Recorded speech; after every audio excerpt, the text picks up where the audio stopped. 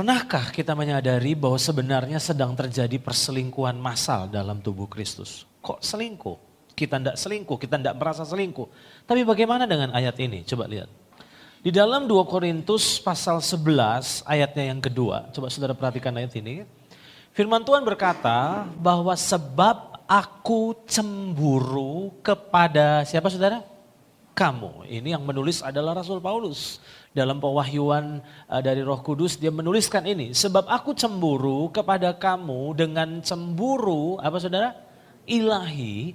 Karena aku telah mempertunangkan kamu itu saudara dan saya, kepada satu laki-laki untuk membawa kamu sebagai perawan suci kepada Kristus. Jadi disadari atau tidak, sebenarnya kita ini sebetulnya sedang tunangan dengan Tuhan. Setuju? Saudara pernah belajar bahwa sebenarnya kita sedang menantikan pernikahan anak domba? Pernah belajar itu? Bahwa nanti kita akan diangkat dan kita akan memasuki sebuah pernikahan dengan anak domba. Nah, itu sebabnya sebenarnya orang-orang percaya yang hari-hari ini ada, sebenarnya kita ini sebenarnya sedang memiliki ikatan dengan Tuhan yaitu pertunangan. Nah, kenapa saya perlu angkat ini? Tadi saya katakan bahwa sedang terjadi perselingkuhan massal dalam tubuh Kristus. Nah, maksudnya apa? Coba lihat ini, saudara, lihat PowerPoint ini. Perselingkuhan itu sebenarnya bukan masalah status, tetapi masalah hati yang berpaling. Setuju? Yang namanya selingkuh, saya ulang ya, perselingkuhan itu bukan masalah status. Masih suami, istri, tapi perselingkuhan itu adalah nggak ada hubungannya sama status, karena perselingkuhan itu masalah hati. Jelas ya saudara? Nah sekarang, apa maksudnya sedang terjadi perselingkuhan massal? Coba lihat ini.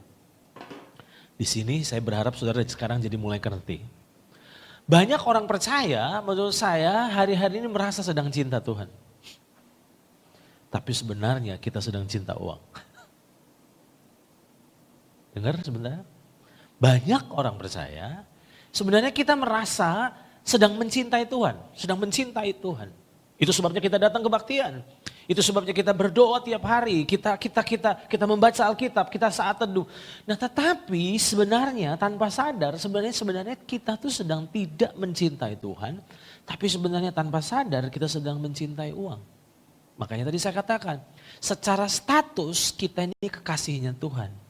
Tapi pada kenyataannya sebenarnya secara hati kita sudah tidak mencintai Tuhan. Saya ulang. Secara status kita ini tunangannya Tuhan, betul? Secara status kita ini kekasihnya Tuhan. Tetapi tanpa sadar sebenarnya di dalam keseharian kita, sebenarnya hati kita tuh sudah enggak cinta Tuhan lagi. Mungkin kita pernah mencintai Tuhan di masa lalu, tapi dengan berjalannya waktu tanpa sadar, sebenarnya hati kita udah bergeser. Dan tanpa sadar menurut saya kita sudah selingkuh loh. Selingkuh dengan apa? Selingkuh bukan dengan orang, tapi sebenarnya kita selingkuh dengan uang. Saya tunjukkan ayatnya. Lihat ayat ini, coba lihat ayat ini. Di dalam Matius pasal 6 ayat yang ke-24, coba saudara perhatikan ayat ini. Matius pasal 6 ayat yang ke-24, firman Tuhan berkata, tak seorang pun dapat mengabdi kepada dua tuan. Saya tertarik dengan kata tak seorang pun, gak ada pengecualian. Tak seorang pun dapat mengabdi kepada dua tuan.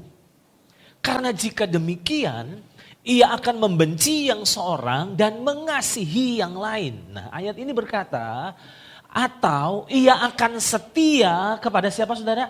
Yang seorang dan tidak mengindahkan yang lain. Ayat ini berkata, kamu tidak dapat mengabdi kepada Allah dan apa saudara? Kepada Mamon.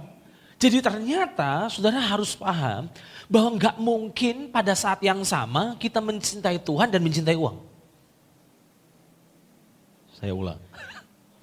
Enggak mungkin pada saat yang sama kita mencintai Tuhan dan pada saat yang sama kita mencintai uang. Karena sebenarnya ayat ini sudah menyingkapkan kepada kita bahwa kalau kita tidak cinta uang, kita cinta Tuhan. Kalau kita tidak cinta Tuhan, kita cinta uang. Nah tadi saya katakan bahwa sedang terjadi perselingkuhan massal dalam tubuh Kristus. Karena ada banyak sekali orang percaya, setiap minggu angkat tangan dan bilang I love you Lord. Padahal ternyata sebetulnya hatinya udah mencintai uang.